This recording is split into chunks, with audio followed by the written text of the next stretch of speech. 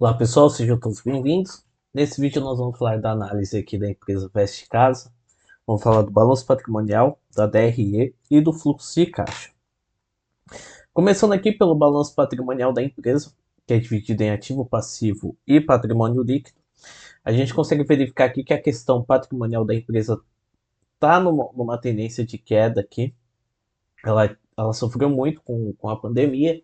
Ali em meados de 2020 ali, ela vinha numa tendência de alta de questão patrimonial, teve uma queda fortíssima por questão de fechamento de comércio, história que a gente já conhece, então foi uma empresa que sofreu muito com o impacto, como o comércio em geral, e acabou não se recuperando.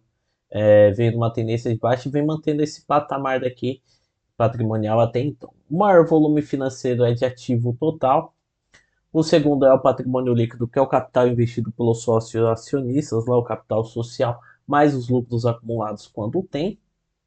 E o passivo total é o terceiro menor volume. Pelo menos em questão, a empresa patrimonial, visando a situação patrimonial da empresa, teve uma queda.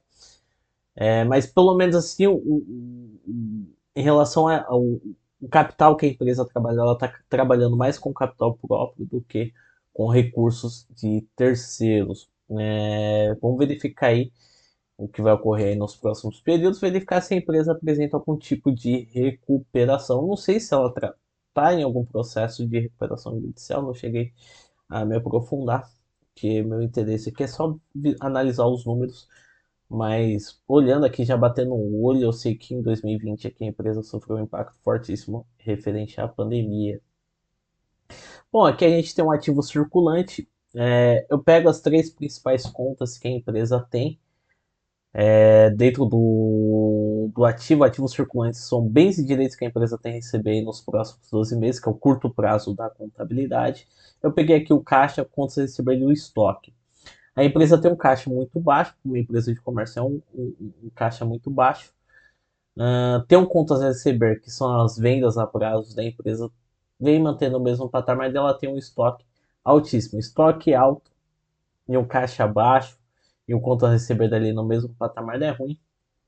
Que estoque nada mais é do que mercadoria parada é dinheiro parado.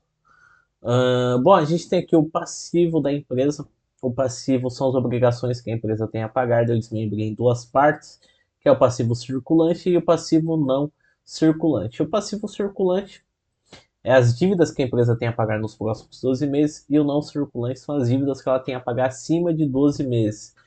A gente consegue verificar que teve uma alta forte aqui do passivo não circulante, ou seja, a empresa, a gente vai olhar até aqui na questão dos empréstimos, ela fez uma contratação de um empréstimo altíssimo para poder passar, gerar caixa, para ter giro de caixa, aí para poder passar pela pandemia. A empresa sofreu um impacto fortíssimo com o fechamento dos comércios, né, os comércios físicos, então a empresa teve que fazer captação de capital de giro para poder aplicar e para poder sobreviver nesse período, que foi um período de instabilidade,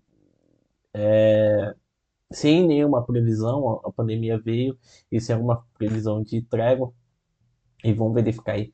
Ela já fez a quitação desses empréstimos aqui, como que a gente consegue analisar, que estão em 2023. Vamos verificar aí se ela começa a se recuperar. Hoje ela tem mais capital próprio do que recursos de terceiros.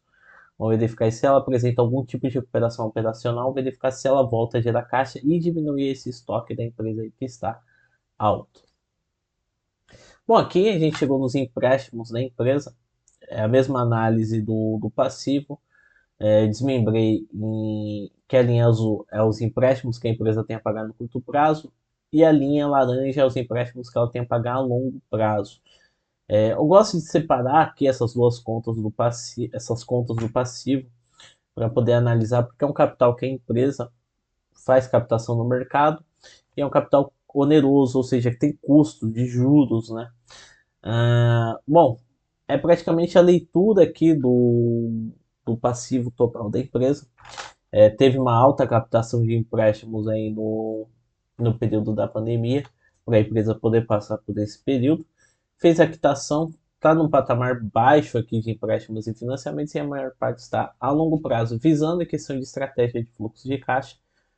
A maior fatia do passivo ou empréstimos, ou seja, obrigações que a empresa tenha a pagar, o ideal sempre esteja acima, que esteja no longo prazo, que é o passivo não circulante, assim a empresa tem tempo suficiente de gerar suas operações, gerar caixa e pagar esses compromissos aí, se a empresa estiver numa situação operacional saudável também.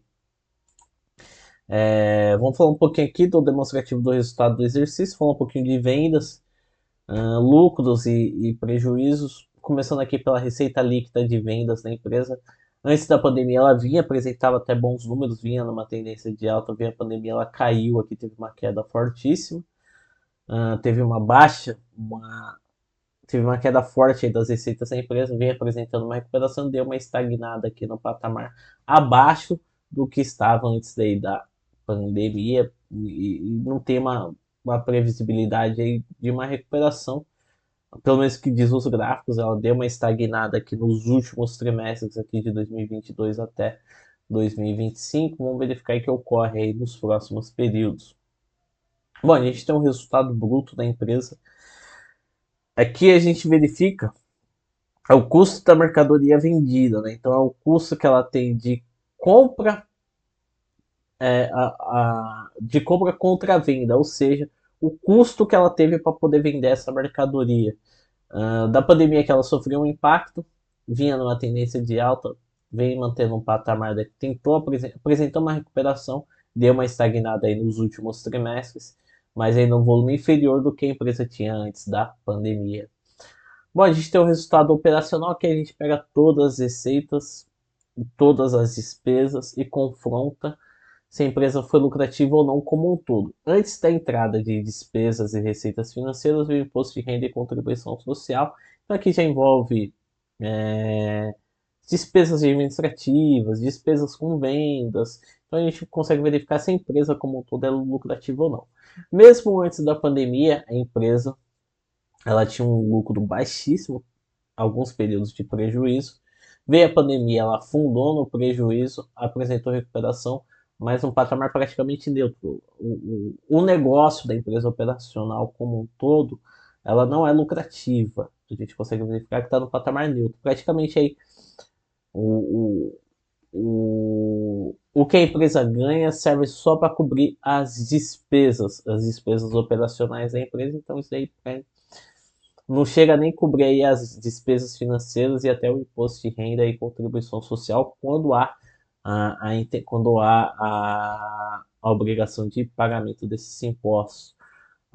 Então, a situação operacional, o resultado operacional da empresa não está muito bom. Eu fiz a composição aqui dessas despesas, a maior parte aqui é despesas com vendas, 72%, e 26% aqui é despesas gerais e administrativas, e outras despesas e outras receitas não têm materialidade.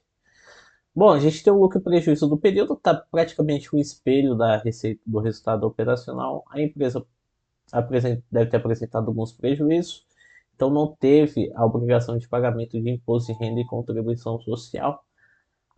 Então, praticamente aí um resultado neutro, né? Teve um prejuízo fortíssimo na pandemia, apresentando recuperação, mas voltou para o patamar do que era. Bom, vamos falar um pouquinho aqui para finalizar de fluxo de caixa, que é dividido em atividades operacionais, caixa de atividades de investimentos e caixas de atividades de financiamento. Bom, pelo menos a questão operacional da empresa, que é o mais importante analisando o fluxo de caixa, está sendo gerado através das atividades operacionais, está positivo, isso é muito bom. Pelo menos a questão operacional está gerando dinheiro para a empresa. Mas teve saída do caixa de investimentos, aqui compras de ativo imobilizado, compras de outras empresas. Também tem a questão do intangível da empresa também, então teve um dispêndio alto aqui financeiro. E as atividades de financiamento, aqui, analisando, pegando os dados da empresa lá, são pagamentos de arrendamento mercantil. E estão bem parecidos com os anos, com o trimestre do ano anterior, vem mantendo a mesma média.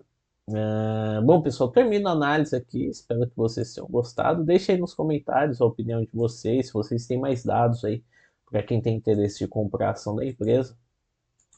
Aqui eu viso a questão de análise contábil dos números mesmo, Mas análise fundamentalista para quem tem mais interesse, busca aí como que tá os concorrentes, como que é o mercado da empresa, ter mais informações, tem um site da RI, dá para você buscar mais informações da empresa, que é a visão mesmo é contábil. Termina a análise aqui, espero que vocês tenham gostado. Quem puder estar se inscrevendo no canal aí já contribui demais para a continuidade do projeto.